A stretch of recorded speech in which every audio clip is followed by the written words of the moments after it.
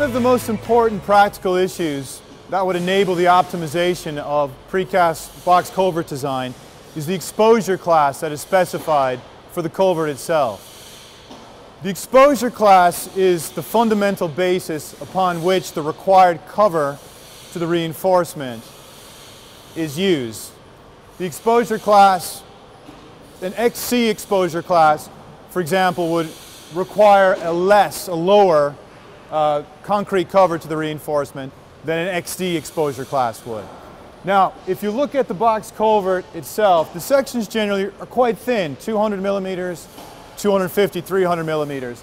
So a difference of 10, 15 millimeters in the cover to the reinforcement actually has a significant impact for box culverts, for the slabs and the walls of a box culvert. Now, at the moment, it seems standard practice to specify XD exposure classes for nearly all box culverts.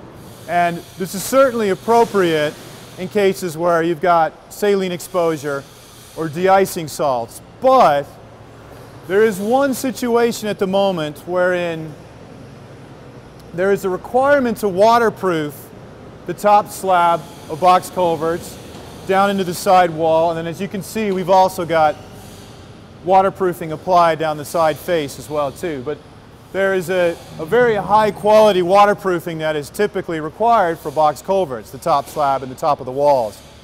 Now, it can very justifiably argued, in fact, BS 8500 explicitly states that when a competent waterproofing layer is used, even though you have a road above the culvert and the presence of de-icing salts, that the argument can be made that an XC exposure class could be suitable.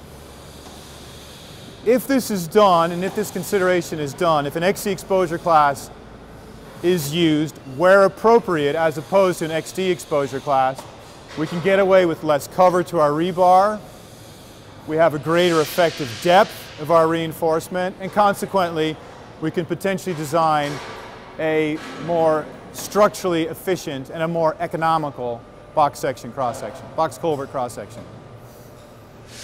Another practical item that affects the design of box culverts as well is the use of high-grade, high-strength concrete. Now, the use of high-grade, high-strength concrete for box culverts generally will not make a huge difference with regard to the ultimate limit state bending check, which typically governs the required thickness in rebar. However, if your serviceability checks, and the Eurocode now requires stress limit checks to be carried out for serviceability conditions, if those stress limit checks fail, then there is huge benefit in specifying a high-grade concrete, which will typically enable those stress limit checks on the concrete to pass. That is another practical issue that has significant benefit to the design of box culvert.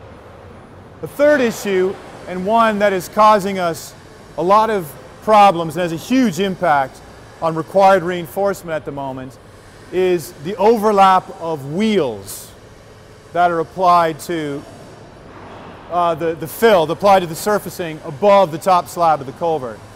Now, all design codes allow you to disperse that wheel load through the fill down onto the top slab of the culvert.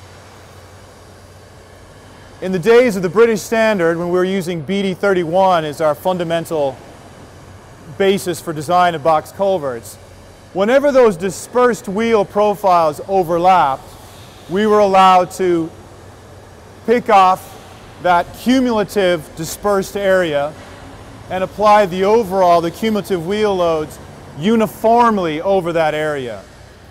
What PD 6694, which has now been brought in conjunction with the Eurocodes, requires us to do is whenever we have an overlap of those wheel loads, we essentially have to apply double the magnitude. We have to sum the magnitude of those dispersed wheel load profiles over that area.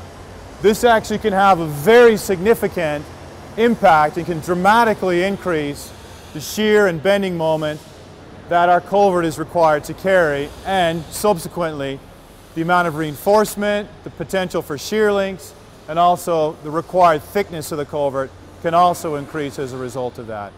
So we would certainly encourage all consultants to consider and to apply for a departure from standard from PD 6694, essentially requesting that we go back to the old BD 31 way of examining overlap wheel loads.